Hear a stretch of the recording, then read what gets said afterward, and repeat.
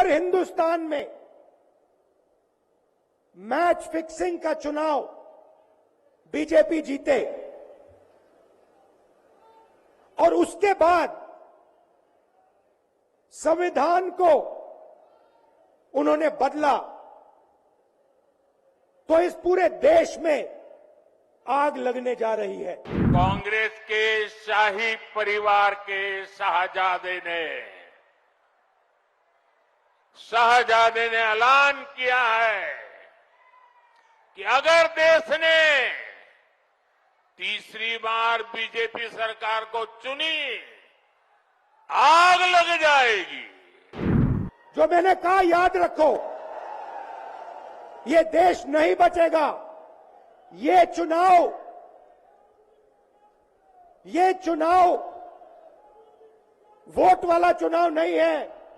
10 साल सत्ता से बाहर क्या रह गए, अब देश में आग लगाने की बात कर रहे हैं। ये चुनाव हिंदुस्तान को बचाने वाला चुनाव है, संविधान की रक्षा वाला चुनाव है। ऐसे लोगों को सजा करोगे, पक्की सजा करोगे, चुन चुन करके साफ कर दो। इस बार इनको मैदान में मत रहने दो भाइयों।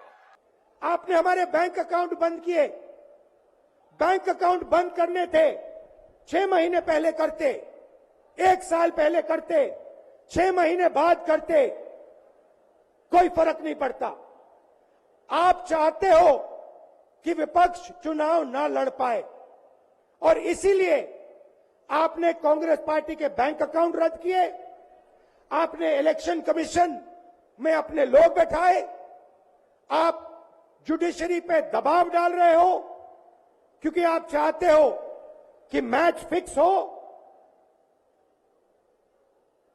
संविधान रद्द किया जाए और आप सत्ता में रहो। मगर भाइयों और बहनों, मैं सच बोलता हूं और मेरी बात आप अच्छी तरह सुन लो। अगर हिंदुस्तान में मैच फिक्सिंग का चुनाव बीजेपी जीते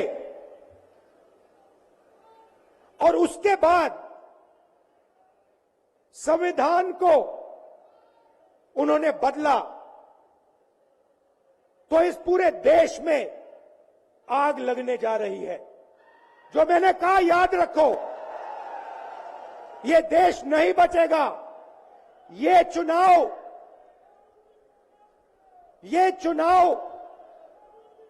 वोट वाला चुनाव नहीं है। ये चुनाव हिंदुस्तान को बचाने वाला चुनाव है, संविधान की रक्षा वाला चुनाव है। और इंडी गठबंधन ने अपने इरादे दिखा दिए हैं। कांग्रेस के शाही परिवार के शाहजादे ने ऐलान किया है कि अगर देश ने तीसरी बार बीजेपी सरकार को चुनी,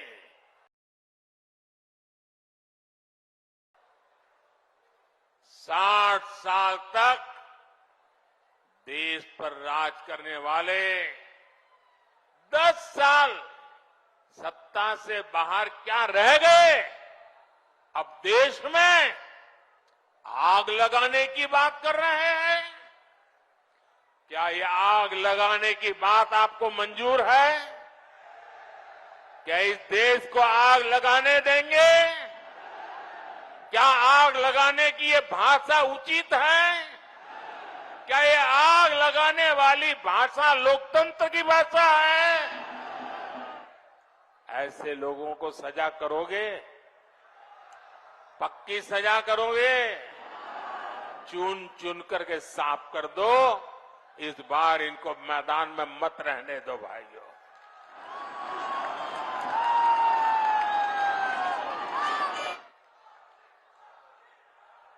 इमरजेंसी की मानसिकता वाली कांग्रेस का भरोसा अब लोकतंत्र पर नहीं बचा है।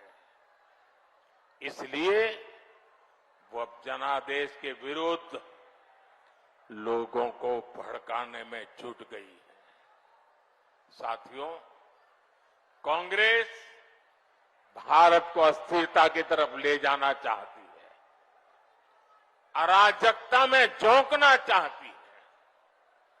कर्नाटका में कांग्रेस के एक बड़े नेता ने दक्षिण भारत को देश से अलग करने की बात कही, 2 टुकड़े करने की बात कही।